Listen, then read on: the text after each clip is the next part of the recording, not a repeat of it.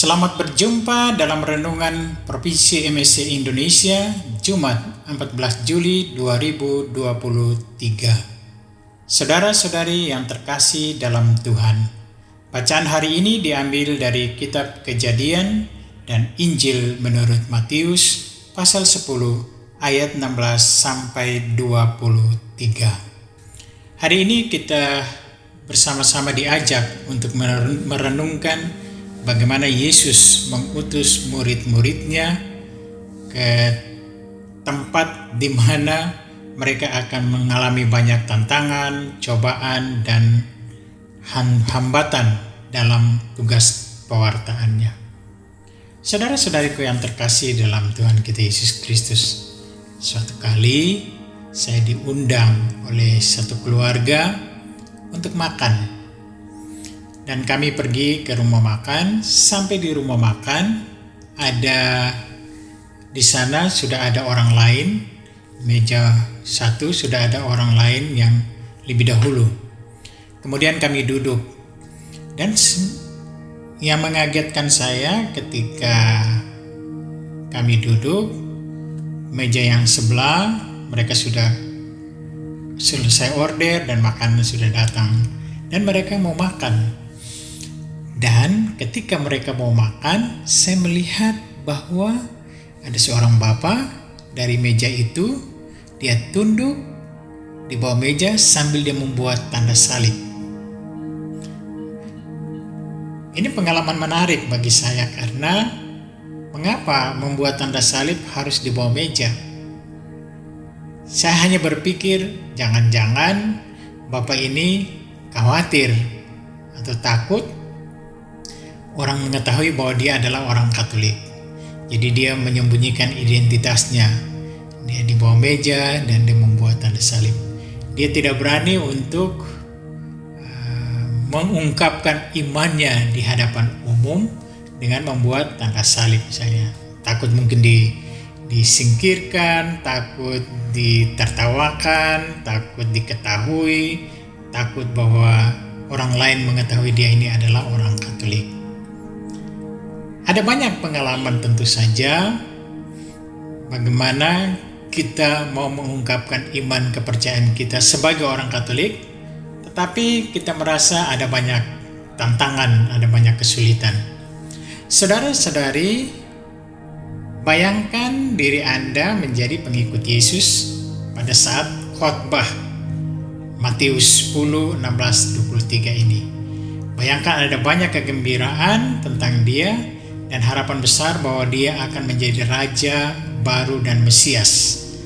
Akan banyak harapan dan kegembiraan tentang apa yang akan datang. Tetapi kemudian tiba-tiba Yesus memberikan khotbah dalam Matius 10, 16, 23 ini. Dia berkata bahwa para pengikutnya akan dianiaya dan dicambuk. Dan penganiayaan ini akan terus berlanjut.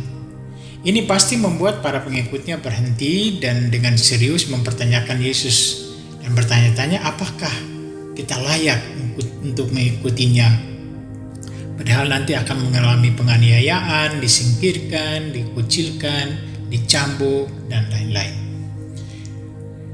Dalam perikop ini, Yesus memperkenalkan realita yang sedang berlangsung dari murid-muridnya yang pertama, sehingga kedatangannya yang kedua bahwa para pengikutnya akan menghadapi penganiayaan. Itulah kenyataan dunia ini. Selalu seperti itu dan akan berlanjut sampai akhir zaman. Yesus mengutus rasul-rasulnya dalam tugas terbatas, memberitakan kabar baik kerajaan Allah kepada domba-domba Israel yang hilang. Yesus menunjukkan hatinya kepada dunia saat ia memandang orang banyak dengan belas kasihan karena mereka dilecehkan dan tidak berdaya, seperti domba yang tidak bergembala. Saudara-saudari, dalam Matius 10 adalah Yesus menyiapkan murid-muridnya untuk apa yang diharapkan ketika mereka pergi dengan misi mewartakan Yesus dan kabar baik kerajaan surga. Murid-muridnya diutus dengan penuh kasih ke dunia. Kita perlu memiliki perhatian dan kasih sayang yang sama kepada orang-orang seperti yang Yesus miliki. Kita melihat murid-muridnya akan diutus tanpa rasa takut ke dunia untuk melaksanakan misi mereka. Saudara-saudariku yang terkasih, Yesus menjelaskan bahwa penganiayaan akan menjadi bagian dari gereja, dan kita tidak perlu terkejut ketika hal ini terjadi pada kita. Kita tidak perlu heran ketika orang-orang menginjak kita dan bertindak jahat. Ketika ini terjadi, mudah bagi kita untuk kehilangan keyakinan dan kehilangan hati. Seperti Bapak di rumah makan tadi, dia membuat tanda salib, tapi membuat tanda salib di bawah meja. Kita bisa berkecil hati dan merasa ingin mengubah iman kita.